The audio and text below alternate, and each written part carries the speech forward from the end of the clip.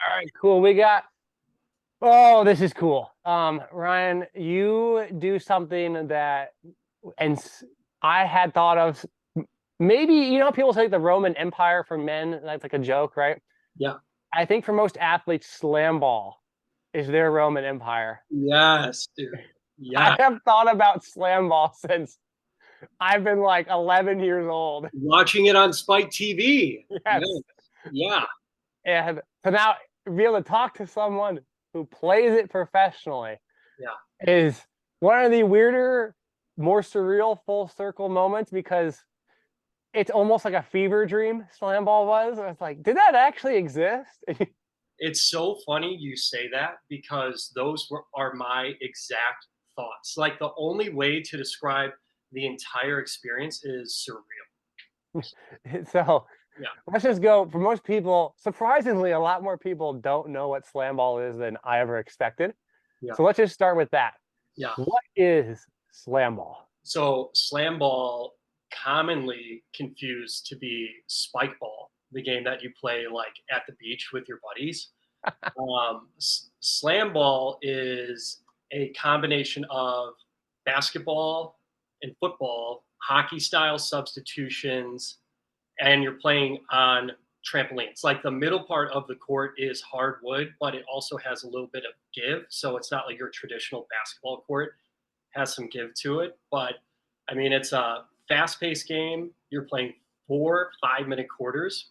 And like I said, hockey style substitutions. And if you're dribbling like in the middle of the court, you're greenlit. So you can be hit like in football. So you're taken off from a trampoline trying to go dunk, and there's a player on the opposing team. The position's called a stopper, who is protecting their rim, and you're trying to go dunk over him. So very fast-paced, high-flying game. So just the purest form of excitement. It's like someone took basketball and like dumped Yes, dopamine on it. absolutely. I mean, when you take off from, so there's 4 trampolines in the scoring zone. There's one like right underneath the hoop, 2 on the side, and then one at the top. If you take off from the top trampoline, you're essentially taking off from somewhere in between like the free throw line and the 3 point line, like on a regular basketball court. So that's like So, 15 to 21 feet. yeah. Mhm. Wow. And you're that same height essentially in the air, somewhere 15 to 20 feet. Like when, 15, 20 feet in the air? yeah, when you're flying up there to go. No, really? Yes. Yeah. The TV doesn't capture that well enough. It looks like maybe 12, 15 to 20 feet. No, Yeah. You're up there. that's So crazy. the trampolines that they use are not the ones that you would typically see at like your local trampoline park. So these are like Aussie Olympian grade trampolines that have much more buoyancy. So when you punch and you hit it, if you're going, you can go for speed or height. There's a couple different ways that you can approach it, but you're up there. So let's talk about scoring first, because I want to give people a breakdown because I'm not totally familiar with it. I've watched the reincarnation of it recently. Yeah. And it has a basketball court still, but scoring is different, right? I'm not really sure how it works. Yeah, exactly. So there are 4 trampolines in the scoring zone, which all 4 are located within the 4 point line. All right. So if you shoot from beyond, it looks like a 3 point line. It's a little bit further out. So if you shoot from beyond that line, that's worth 4 points. All right. So anything like if you shoot from the wood part inside of that line and you're not on a trampoline, that's worth 3. Okay. And then if you go and you dunk and your hand touches the rim, that's worth 3 as well. So if I shoot, like if I make a layup and my hand doesn't touch the rim, that's worth 2. If I shoot a jump shot from a trampoline and it goes in, that's worth 2. So there's 2 pointers, 3 pointers, and 4 pointers. And then there's that free throw face-off thing. Yes. Yeah. So that's exactly what it is. Like in traditional basketball, you get fouled, you shoot your free throws. In slam ball, it's a face-off. So the player that was fouled lines up at half court, and then the player that committed the foul is going to line up in a corner, like on the wing, and the player at half court is trying to throw off the timing of the defensive player that committed the foul, and he's trying to protect the rim. So they both kind of meet at the rim. So you And get to so do it. Yeah. is there like a method to it's not just jump over someone, I'm assuming. There's like a style of dunk you're trying to make to make Yeah, it more likely to go in. right. So there's a couple different approaches. Like if you go with more of a low line drive approach with speed, you could attack the rim and get there quicker. Or if you punch really hard and you're looking to get elevation really high and go over them, you could do that too. So there's a couple different approaches that you could have. This thing is so crazy. Yeah. You guys, if you're listening, to go watch the highlights. I'm Right. thinking of this in my head because I'm trying to envision myself playing, right? Because I just got done shooting hoops. I can't get over the 15 feet, 20 feet in the air. Yes. I'm gonna send you some highlights after we hop off here, and it's bananas. Do we have clips of you? I have some clips, yeah. Yeah, I can share. Cool. I want to use that then. Yeah. We'll get with people. I'll put it in the link below. People can see you. It's almost like a cartoon version of basketball. Like is how I kind of because I grew up playing the 8-foot rims. You go with your buddies and you go and dunk. And we had a mini trampoline. This is so stupid of us. Like those like exercise ones. And so we would try and mimic it. And we would have one guy like be by the hoop.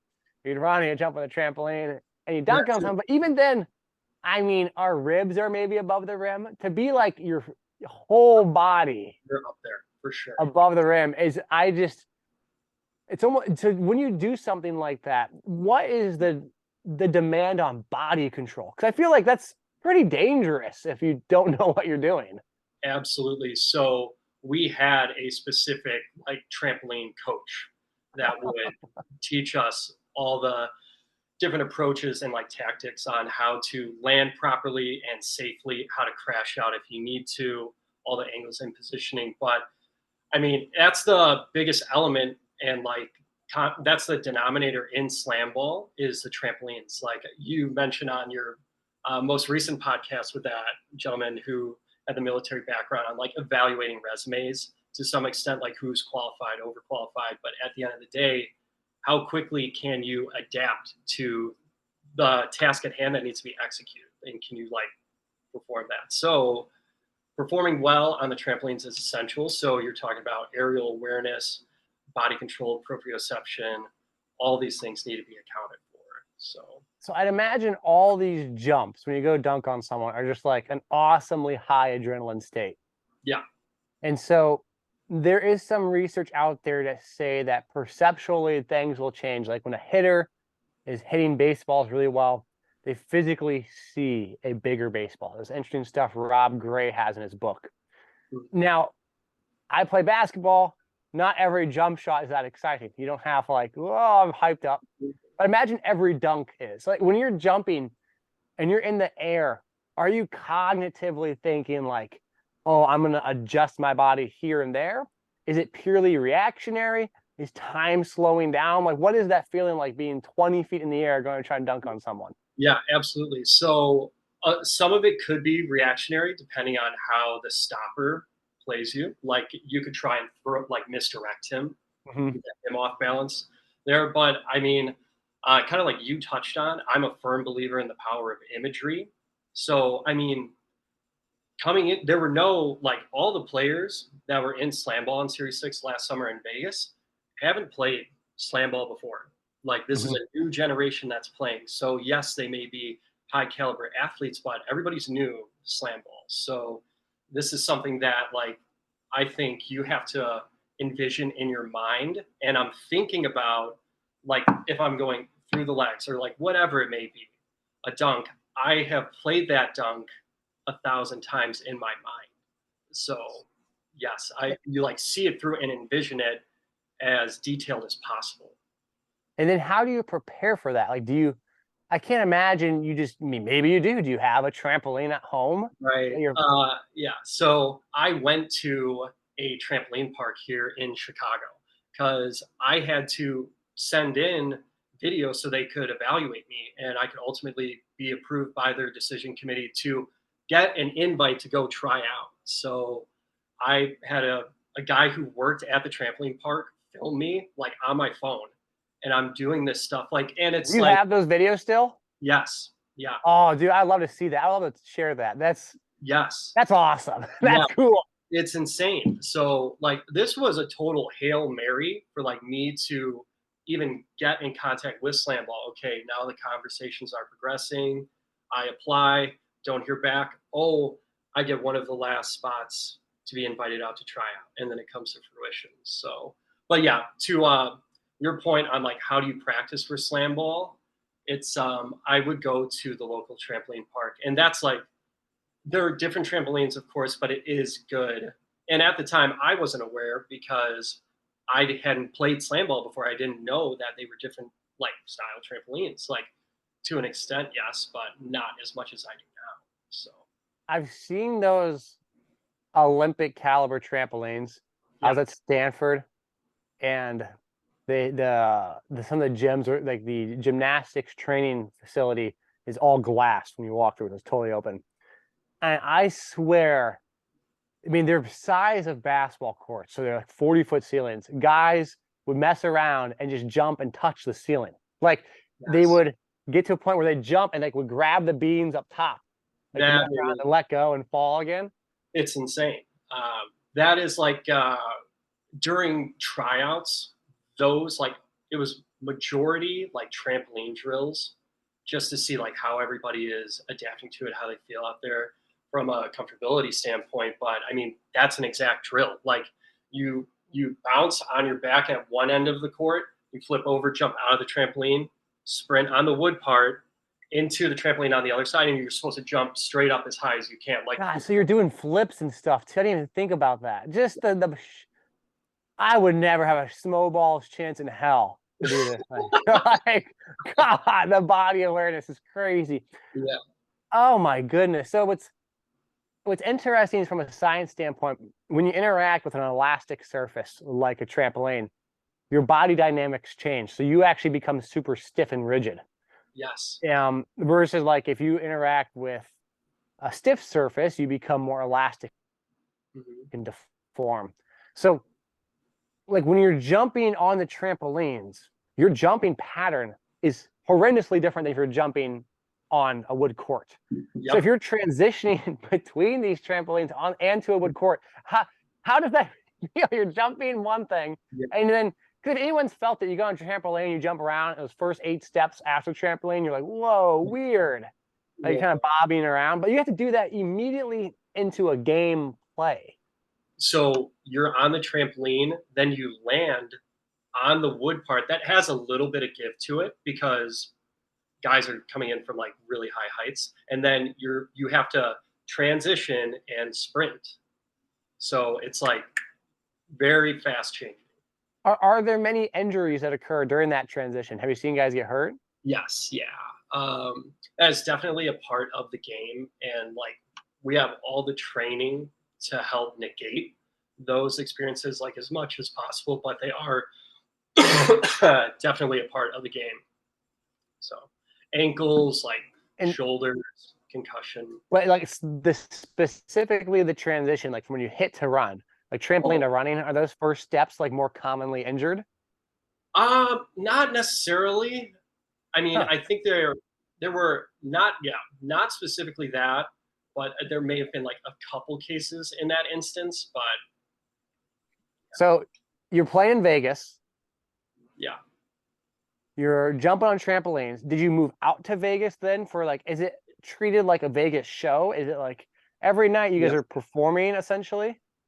So how it was is our games would take place on the weekends, like starting Thursday through Sunday. Your team would play 2 of those nights. Okay. And so they have a thing called the main event. So there's 3 games a night. You're guaranteed to play one. Okay. Your Okay. team's going to play one. If you win, you're going to move on to that main event of the night. And then you'll play the winner of the other match. All right. So then those 2 teams face off in the main event for the night. So in a weekend, you could play up to 4 games. You could play 2. So but yeah, the games were Thursday through Sunday, and they took place at night. We played at Cox Pavilion, which was really cool. So UNLV's Mm-hmm. campus, and right next to us is the Thomas and Mack Center, which we're there over the summer, and Vegas over the summer is like a basketball mecca. So there's an NBA summer league going on while we're right across the gym playing slam ball. So you played. I thought you guys played the MGM Grand. No, we played at Cox Pavilion. Weird. How did they set up? Did they build a court for that? Yes. Yeah, they build the court. So they have to assemble and deconstruct the court. And how elevated is it if you have trampolines on? Yeah, I mean, it is elevated. I mean, think about like 10-foot elevation. Yeah, like I mean, you're walking. Think about like if I were a fan to go watch a game, like walking up the stairs, and then I'm on the level floor that's like level with the playing court, and then I go up to my seat. I mean, Okay. yeah, I don't know to like pinpoint how many feet that elevation would be, but I don't know. I'm gonna throw out maybe like 10 feet or so, something. So what's the future of that slam ball? Is it to move it more towards the strip? Is it to make it like an attraction at a casino? Yeah, and it's not necessarily tied to Vegas. So they're open Oh, to entertaining other regions too. interesting. Yeah, And I always thought it'd be so wild to have like that as a show. yeah, Like, you know how you have your Celine Dion's or whomever it might be, right. and you have a slam ball show. And Yes, obviously this guy's playing, but it's almost like a casino would pay you guys, and then attractions would exist around you. Because yeah, obviously they're making their money from the fact that you guys pull people in. right, right. And so Yeah. it's not like you're gonna make money on the commissions. Mhm. Interesting. I thought that's how it worked. I was trying to figure it out. I was watching it on TV. I couldn't figure out where it was. Yeah, played at Huh. Cox Pavilion. Yep. Wow. So what was the pomp and circumstance like in that Vegas? I guess it's not totally Vegas if you're at UNLV. Right, and I mean, this was also my first time ever going out to Vegas. So, look, my first time going out to Vegas, it was like I bought a one-way ticket from Chicago because I had to get drafted, right? Mhm. So I bought a ticket to go out to Vegas, make it through tryouts, and then I remember communicating with I personal train, and I had communicated with clients and like the owner of the gym that I had coach at. Hey, I have this opportunity. I may be gone for a week, or I could be gone for like the whole summer. So it turns out I was gone for the whole summer because I did get drafted. But so once you're drafted, then you move into an Airbnb house with your team, which is not necessarily like on the strip. Our house was probably like a 15 or 20-minute drive Okay. off the strip. Yeah. Wow. I can only imagine the stories, the chaos, and everything in between because you have you're like a show in Vegas to an extent, Yeah. but then you're only operating on these weekends, Right. Yeah. and then and you're then being in Vegas for that extended period of time is sure something. So Yes, for sure. did you interact with other entertainers there? Is there like a subculture of Vegas where it's like, hey, we're all the other entertainers who live here, or is it just more isolated? I think to an extent, there was some interaction like with I forget the name of the exact casino, but the casinos because it didn't come to the point yet where people could place bets on the games, but it was going in that direction. So I think that's something that could potentially unfold in the future. But I would say it was more isolated. Like there were a lot of social media influencers that came about during like the early portion of the season, whether it was like tryouts or preseason where you're working with your teams. And then there were a handful of like maybe former professional athletes that just love the idea of slam ball and would come check it out. So I had the chance to meet Gilbert Arenas, Brandon Jennings, Nate Robinson, Des Bryant, Marshawn Lynch, all those guys. Oh, did Des Bryant try out? No, that none of them tried out. It was actually interesting to see their thoughts on slam ball and if they could go like try out the trampoline, how they would approach it and kind of just like step very gingerly on it, like very cautiously. But yeah, that was definitely a cool experience. And there's going to be a season 2 coming up, correct? Yeah, so and that's something that is kind of I'm staying ready like as a player. I know the league has some things that they're waiting to play out as well. I know the Olympics were a big factor this year, and whether it's having funding, a venue, logistics, viewership, engagement, like there's a lot of ingredients that go into that plan. But now football is happening now, and I know that means a lot of eyes are watching football, whether it's college or NFL. So in my assumption, I don't foresee anything moving with slam ball until post Super Bowl. But I mean, The media side of these smaller leagues drive me crazy. I'm going to share a random, somewhat contextual story. So yeah, when I was at the TBT, like there was always a push to get people to come watch, to get, just we go to all the different venues. And so they have certain teams who have larger fan bases host the venue. So they put the Indiana schools in Indiana. Yep. We had to play a game where both teams didn't host. So we didn't host a place, nor did Penn State. We played them in Houston. We had like 5 people in the crowd. right. And what got me was the fact that why would you watch a game? And when I watch Netflix and some of these smaller documentary series capture a story, the inclination to watch a game becomes way higher. Not necessarily in person, but streaming, the clips and everything in between. And so when I see, it's called micromedia now. It's the following of non-major outlets. So like Sprint did it for Netflix, super successful. Swing with the golf. They realized Formula One was gold. And basically the F1 series changed Formula One and the US side of things. Yeah.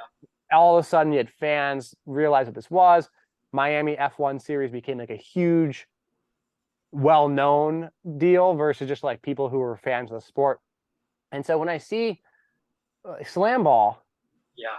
like how there isn't a media crew per team documenting players, and it's not documenting, this is where media makes a mistake. They document, like here are the cool dunks, here's like the highlights, what's the Sports Center top 10 we can get, versus like, here's a story of a guy who filmed himself at a park, and the manager of the park was filming him so he could get an opportunity to play here. Here are his struggles. Here's the league struggles, the adversity, almost like a Hard Knocks. Yeah. Yes. And then I think people, like just a very raw aspect of it, I think people will be more inclined to watch it because we've seen enough of the pomp and circumstance of what looks cool. But what does well is like the struggle. Because when Noah Lyles went and ran that 100-meter dash, people had seen him run on sprints. Like I didn't know any of the sprinters' name. And I'm watching Sha'Carri run because I watched her run on the Netflix series. Yeah. And so the same way you could get views, streams, ads, and revenue through like these narratives built around slam ball has always bothered me that there hasn't existed. Yeah. And the same way like a Last Chance U does really well. So Netflix does an awesome job with their stuff. And you don't need a large media group. You need like 2 guys per team who are just kind of savvy and quick-witted who can go through this pretty quick and dirty and put it on YouTube. And then Amazon could pick it up or something. And everyone digresses to this glamour shot situation of like, let's make it, this amazing story. Like, cool, but the failure is more interesting. The potential failure is more interesting than the guaranteed success. Right. I agree. That's what always bothers me. I watch slam ball, and it's a highlight factory. It's a clip factory. For sure. How can you not get views?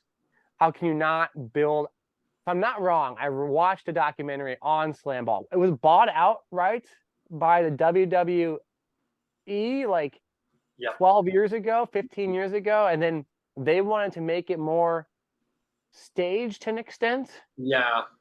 And like then it died off, and then I guess the rights finally came back up or something, if I'm not mistaken. Yeah, that sounds correct. Yep. Wild, because it was wildly popular on Spike. Yes. In a time when virality wasn't even a thing. Like there was viralness did not exist when that existed, and that was viral. Like I remember it to me was what the XFL tried to be. Yeah, absolutely. So like all those players that we watched, like throwing those highlights are now, a lot of them were coaches. Oh. So like that was really cool. God, there's such rich content there. So I want to go back to you and your story of getting onto the team, Yeah. because this is something I personally love, because a lot of people don't take chances like this. Yeah, And I dude. just Oh, want you tell the story, because I've only heard 2 sentences of it from an inbox you sent me. for sure. Yeah, dude. Yeah. So it was basically a Hail Mary, just like this. You posted that on your story and I responded, and now here we are. So this was something like I saw an article on CBS that slam ball was making a return in like March of 2023. So last year. And I saw it and I was like, no way. I have to see if I could somehow get a tryout. If there's a combine, are they coming to Chicago? Is it a regional thing? Whatever. So let me stop you. Why do you think you can do slam ball? So I played football, basketball, and track, all three sports, all 4 years Okay. throughout high school. So I have like that athletic background. And this is something that when I watched like as a kid, I was like, I want to play that. Like I know that sport is like built for me. So this article came up and I was like, all right, I got to see what this is about. So I go down the rabbit hole of like finding anything I can for slam ball or like trying to get in contact with them. And I'm just having zero luck. So this is like an ongoing process. And then they're, I come across their Instagram page that is like inactive. It's like very dated. And I message them, like I shoot them a DM, and they respond and they say, "Hey, like, thanks for your interest. Can you send us your contact info?" I'm like, "Okay, that's awesome." So send them my phone number, email, and that kind of leads to the starting of some more progressing conversations. So and it's not like slam ball is like knocking down my door for like me to come try out. I'm the one that's really forcing the issue here. So I'm adamant about staying on top of it. So I start exchanging emails with them and they say, we're only taking serious applicants here. We need to see an athletic resume and video for our decision committee to evaluate you. And then we'll see if we move forward with you to get an invite to tryouts. And if we choose not to, it's pretty much like, that's it. Like you're not going to hear back. I'm sure it's very similar for any of the teams that you try out for basketball. So I send in all my information for applying there to the decision committee. And I'm informed that if they choose to move forward with me, they're going to let me know by this date, which was like a Friday in May or like, yeah, early June, I believe. And so that Friday rolls around and I haven't heard anything. And I'm at a welcome party for a wedding, and like my friends know that I'm kind of like going for this thing, and they're like asking, like, "Hey, like, how's it going?" I'm like, "Yeah, I don't think it's going to happen really, because if I were to be selected, it would have happened today." So it's like, okay, cool. It was still like I knew it was a long shot for me to even get in touch with them. So to get this far has been like cool. So wedding weekend goes by. I'm back in Chicago, and I remember checking my email on that Sunday, and I had an email from the VP of Player Relations from Slamball. It was like, "Hey, our decision committee is finalizing the last few slots here. Can we hop on the phone sometime tomorrow?" And I'm like, "Let's go!" Yes. So I was like, "Yeah, absolutely." So I hopped on the phone that Monday with Rob Wilson, who's the VP of Player Relations. He was a former #1 overall pick back in like the early 2000s for Slam Ball. And we get on the phone and he's like, "So you want to do this thing?" I'm like, "Yes, like let's go." So that was on Monday. I had that phone call. So like that whole week, I have to communicate with my clients, the gym that I coach at, that I have this opportunity that I need to go like see here. And it's in Vegas. So I have to fly out to Vegas that Sunday. So I found out on Monday. I have to fly out that Sunday. And then from there, I mean, I arrived in Vegas like early Sunday. That Sunday it was like a lot of paperwork and like your physical, some general health like tests, like cognitive, vision, so on and so forth. And then I knew my itinerary through Wednesday, like our schedule for tryouts. Like you're going to be picked up from the hotel at this time, this, back to the hotel, all that. So through Wednesday, and then after that, it's like if you're still here, you'll know your itinerary the day off. Like guys get cut throughout the week, so I make it to like Friday and Saturday. I'm like, and more coaches are starting to talk to me. I'm like, all right, I'm feeling pretty good here. And then Sunday rolls around, which was the day of the draft, and then I ended up getting drafted in the 6th round by the Wrath. So Coach James Willis drafted me, and then that was it. So walk me through those emotions, like from I'm at the wedding, my friends are asking me, I don't know, man, to right, getting an email to trying out to making the team. right. It's insane. It's insane. I know I said it earlier, but just surreal. It's like, okay, I just got drafted. Now I'm going to be in Las Vegas playing professional slam ball. Just that sentence sounds made up. Like it's not real, but that was reality. So, Did you have any amount, I don't want to call it, of shame or embarrassment when they didn't get back to you and your friends asking you? Were they supportive about it and just kind of like, whatever, man? yeah, it was more so like whatever, man, kind of, because I know like the level that this thing is at that I'm going for. So maybe it doesn't resonate if you're not like in it, like going for it. But I wouldn't say like shame. If it was more so like I'm happy, like I control what I control. Did I go for it? Yes. Did I put my best effort forth? Yes. Like I can't control the decision committee, what they decide, but I put myself in a good position for them to make the decision that they did. So yeah, I mean, And then it was when crazy. you get there, are you looking around, sizing people up? Are you just focused on you? Are you nervous? I mean, I'm just trying to walk through some of the emotions you might have that I would imagine I'd have in the Yeah, situation. absolutely. I mean, you talk about imposter syndrome. I am everybody there is a Division 1 caliber basketball player. Anywhere, I mean, I am definitely one of the shorter guys in the league, right? So there's guys. The first guy I met in slam ball, my roommate at the hotel for tryouts, was the biggest guy in the league, right? So he has a legit foot on me and 100 pounds. So I'm like, okay, all right, we're gonna see how this plays out.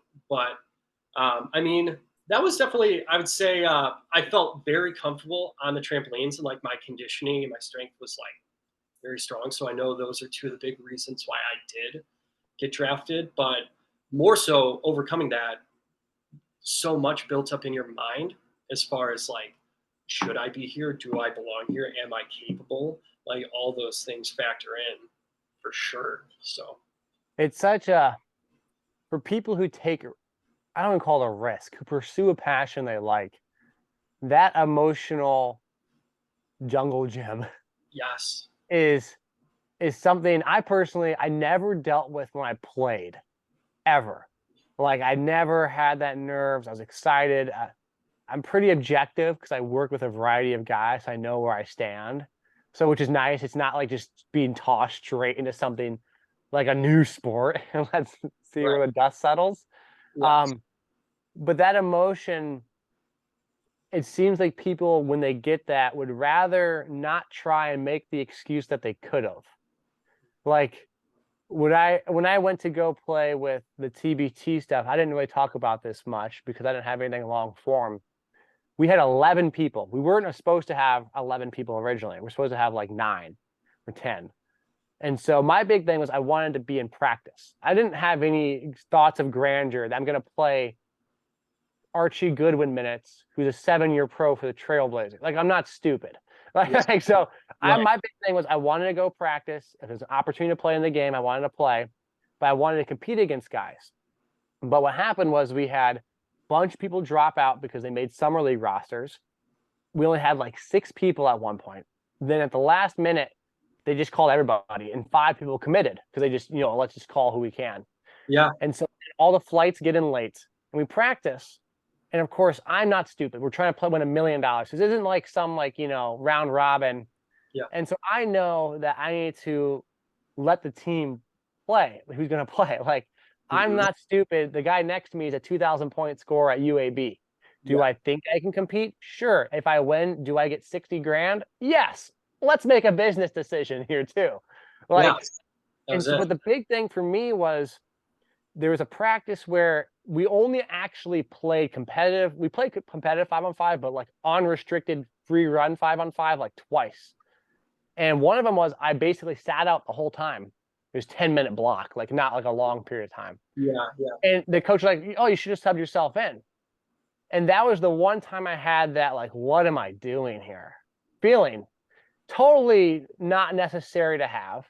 mhm, But it was one of those things where like shame, embarrassment, like a weird volume of things that hit you at once. And then being able to get through it and be like, look, this is cool. I'm here. Like no one on the team is saying anything mean to me. It's no one belittling me. Like, this is strictly me being soft. Like, and I yeah, think that is something that even like getting the owner of a gym to film you do your dunks is something most people can't muster the courage up to do. right, right. Let alone do what you did. I completely agree. Yeah, And unfortunately, I think people think so much what they would think other people think of them, but people don't care. right. And So so go ahead, yeah, talk about that. Like, yeah, absolutely. I think that fear of like what other people might think stops a lot of people from pursuing things that they like genuinely would like to. So I knew that like this is something very unorthodox. Like nobody I know is doing this thing, and I'm just really like in this like by myself. Like I'm going for it. So, but yeah, I mean, there a lot of the mental stuff like internally, like you talked about, it's challenging to navigate. And I mean there was so much change you have to account for too. Like I know I mentioned it like, oh yeah, this is also my first time in Vegas. It's like 120 degrees out here in June and July. And I'm like, okay, that's a new living scenario, new like everything. And it's a lot to manage, but I'm very fortunate for the team that I was drafted by, and like my team did embrace me. So I think we had pretty strong camaraderie. So now, before I let you go, I gotta ask: are there any crazy stories you can share? ah, I mean, I mean, you're jumping from 20 feet away. You're in Vegas. You're dunking on people. yeah, Is there anything that you can share? I'm just imagining there has to be. Maybe not. Maybe I'm just imagining it. yeah. I mean, that's kind of the story. Like, that's it, dude. It's like that actually happened. And then it's like, all right, so I'm out there for essentially like roughly 3 months. And once the season is done, it's like everybody goes back home. And so I'm just back in Chicago and I'm like, oh, okay. Like that happened. Okay, that was insane. So kind of getting reacclimated back to like life and like going back to my normal routine and training and everything. So I mean it was a wild experience. What a situation. Yeah. Just to go play, come back. Wow, that was something. Yeah. Back home now. So that was crazy. So Well, is there anything else you want to share? Any other messages you got? um I would say I mean my whole so I'm a trainer now, but like Hmm. I'm formally educated in business and I had sales jobs in past here and like pursuing my passion really stemmed from like life altering experiences. So I'm 32 now. My father passed away from alcoholism when I was 28. And that was kind of the catalyst that made me make that career change from selling software to corporate wellness. And then I started training there. I got certified as a personal trainer while I was in that sales job. But I would say I'm here for everything that life has to offer and all the emotions that do come with it, right? Like it is a roller coaster. So, since pursuing my intuition and what I enjoy and my passion, it has been incredible. You are a man who does things that most people don't even change their job once, let alone willingness to just take on endeavors. During a pandemic, so career switch to a health and wellness career. To slam ball. So That's crazy, man. yeah. Are there any books you recommend? Like anything that helps that you think someone could read and maybe benefit from? You don't have to have an answer. Yeah. I think a good one that I read on leadership was Leaders Eat Last by Simon Sinek. Okay. That was a good one. During the pandemic, I read David Goggins' You Can't Hurt Me. So like, and that's a, you know, a certain taste, right? Like he is a certain energy, but I do appreciate what he brings to the table. So I did read that. And then, I mean, let's see, some of like basketball inspiration. I read Derrick Rose's book, things like that. But are you an audiobook guy? I'm more of a podcast guy. Okay. So podcasts, I would say not as big on the audiobooks, but a podcast. I got a Spotify premium account, and the reason why I say that is I just realized there's audiobooks in it. I never knew that. I saw you share that. And so now I was listening to Marcus Aurelius Meditations because I thought that was supposed to be a good one, and then Graham Hancock Magicians of the Gods. we got a mix here. We got it all. Yeah. All the spectrum here. So the obligatory final question is UFOs. I have to pull my audience here.